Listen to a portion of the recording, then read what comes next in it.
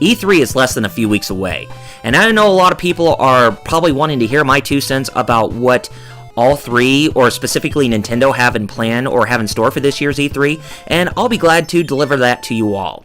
But the thing is that for those of you who are wondering if I have anything to say about those supposed leaks that came online about both the big three with what they have in store with their press conferences, I'm not going to do it on this channel. You can actually hear me with my own impressions on what I think of the supposed leaks that came online over at the Rift Table Arcade on the Game Riffers YouTube channel, where both me and 16-Bit Jeff and a good friend of mine actually talked about Microsoft's supposed plans at E3s based on that leak that came out just recently. So you can actually go check that out for yourself, as I'll have a link in the description below. But we're going to focus on what Nintendo has in store for this year's E3 over last year. And what I've been seeing from, the recent video from Mega64 and Nintendo joining together to actually make that video to hype people about what they have in store for E3, it was freaking awesome. But before I get on to that, let me give a quick recap of what happened last year. So, what Nintendo did last year was that they had a Nintendo Direct that was E3 eccentric, and they also had lots of things going on their showroom floor at E3, as well as there being demos at selected Best Buys all around the country. But albeit with Microsoft having salesmen actually coming there to actually stop people from actually trying out their games, which they didn't succeed for the better, but Nintendo still had some games to where we can actually play them in the public during a time when Gamers Christmas is all around us. And yes, I still use that word Gamers Christmas very lightly as some people, because that's essentially what E3 is. We get all the good information that we want on new games or updates on games that we already know that are coming out, but with what newer features are going on. So, what Nintendo did last year, I will say it was mixed to positive. Why did I say mixed? Well, it's just when the Nintendo Direct, the E3 Direct last year happened, I was excited for some of the games that were coming out from last year up until this year, which I still am, but it's just in the long run, it just seemed like my excitedness kind of faded. Like Super Mario 3D World, for instance, I just thought, even though I really do enjoy the previous games on the consoles, like the Super Mario Galaxy games and the other 3D games that came before Super Mario 3D World, it's just Super Mario 3D World and Super Mario 3D Land, I think, even though they're good games, I think they're just behind with the innovation, the immersion factor. And I've seen Gaijin Goomba's video about what's wrong with Mario these days, and while I do agree to some points on what he said, but other points, there are a few points that I don't agree with, but most of the others I do agree with. So, but it's not to say the same that they're bad games. No, they're really good games, but it's just I think Super Mario Land and Super Mario 3D World was lacking in the immersion factor from the other 3D games that managed to actually grasp us into those games. So, that anyway, I'm not going to talk about that much longer, but last year I thought it was really good. But then again, a lot of people were complaining that Nintendo did not do a traditional press conference, when, in this day and age, doing traditional press conferences does cost a lot of money, and Nintendo is trying to stay conservative with their money if they want to try to present themselves in a different manner. And it just doesn't make any sense why there are those who are just making a big huffy tissy fit about it. But I digress. That was last year, so it was pretty much a mixed to positive type of thing that they had last year. And I really thought they were neck and neck with Sony, in my opinion. I mean, not everybody has to believe me, as I'm sure others also had their opinions on what happened there as well, if they thought Nintendo did good or bad, but, that's just me. Anyway, let's take a look at what they have in store for this year's E3. So, pretty much the one thing that most people are going to get tuned on by, well, in order to get all the new information on new Nintendo games and ones that are going to come out from 2014 and beyond, is going to be the Nintendo Digital event.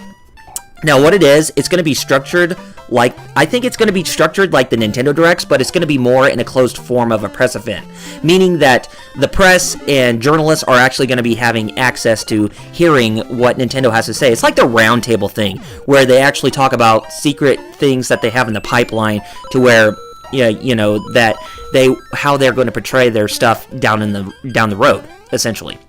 So yeah, I think that's where where the Nintendo Digital event is going to be taking place, or what's going to happen. And I really think it's a much better. I think it has potential to be much more positive than the E3 Direct that we had last year, because I know a lot of people are still complaining that this is still not a traditional press conference, and I still stand by what I said. Press conferences actually cost a lot of money, and Nintendo's not that big of a company like Sony and Microsoft, where they can shower in lots of money to do a press conference. So yeah, you really gotta, be more respectful towards what they're doing, because not everything is gonna please you, but at least give some respect. Just give them the benefit of the doubt and let them try this, because it'll probably knock your socks off, and it'll probably knock my socks off too, whenever when that happens on June 10th, and it will take place in the morning like they do with E3 every year. So yeah, I think that's actually a pretty good thing with what they're doing with the digital event. So hopefully we'll see what all goes on, which I think Iwata and Reggie and Miyamoto are actually going to be in full force doing that digital event. And also, the other thing to shift gears, Nintendo is also bringing in their Treehouse marketing team. The people at the Nintendo Treehouse within Redmond, Washington, where the main headquarters of the North American branch is located. And they're going to be more active at E3 with giving more behind-the-scenes look at new content coming in the future from older games, newer games, and ones that are coming out in 2015. And I'm actually very impressed that Nintendo is actually taking a more open approach to make people learn about what is all going to be in place for the newer games and some of the older ones that are, even like supposedly getting DLC, like Mario Kart World Tour, or not Mario Kart World Tour, but Mario Golf World Tour on the 3DS, since it now has a paid subscription service. A lot of people are going to be wondering what is going on with that game and what are some of the new things that they can expect in the future, like new characters, new courses, or newer things. We'll just have to wait and see. But yeah, I think that's actually a pretty good thing that they're actually taking that approach. Yeah, definitely. But probably the biggest thing that lots of people are getting excited about when they heard about Nintendo's plans for E3 this year is that at E3, they're going to be hosting an invitational tournament for the new Super Smash Bros. That's going to be coming out on the Wii U later this year. And we all know that the 3DS version of that game is coming out during the summer, but I'm sure a lot of people want to, play the console version in order to get competitive with others. And yeah, it's going to be a huge tournament amongst the attendees. But the other thing is that Best Buy is also going to be having a demo of the Wii U build of the new Super Smash Bros. In selected Best Buys around the United States. So for those who can't participate in the invitational tournament, then this is our answer for those who are staying at home.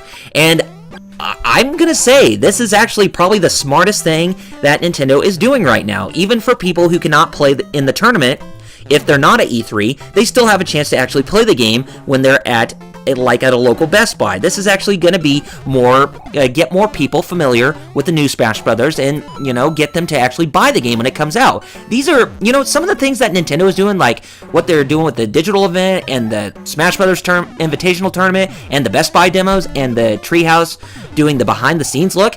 That's actually good marketing in a sense, because after Nintendo had their really bad financial their fiscal year results coming out at the end of March 31st of this year, and then we got to see the final results just recently.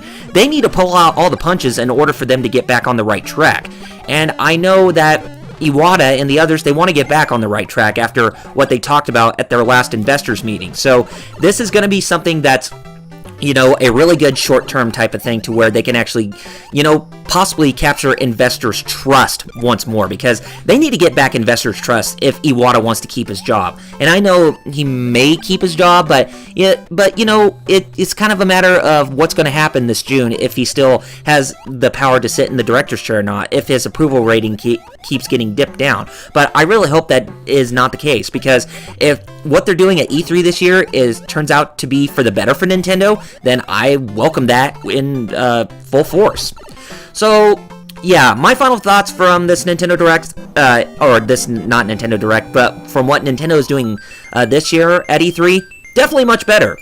And it's good. It's a good thing that they're actually, giving more publicity with how they are actually going to present their games to the public. Especially with the Invitational Tournament and the Best Buy demo, and how they're doing the behind-the-scenes look and that kind of stuff. And it's definitely a step in the right direction. I will say it that much. It's a much better step than last year, and I'm really thinking that this is also going to be another step after what people want in Mario Kart 8, to where Nintendo is catching up with the times.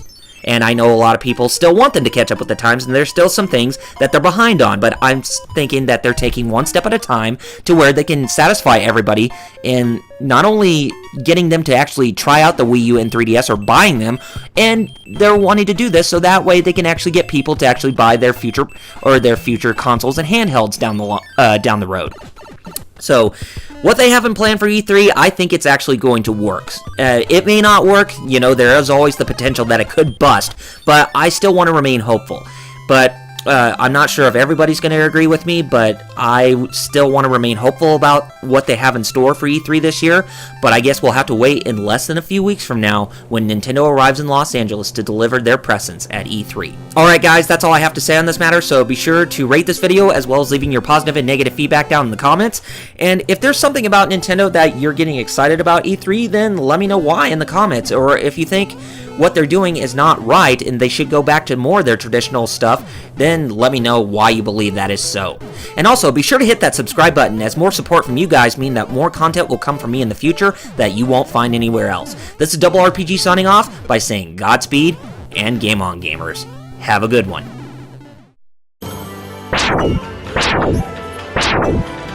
You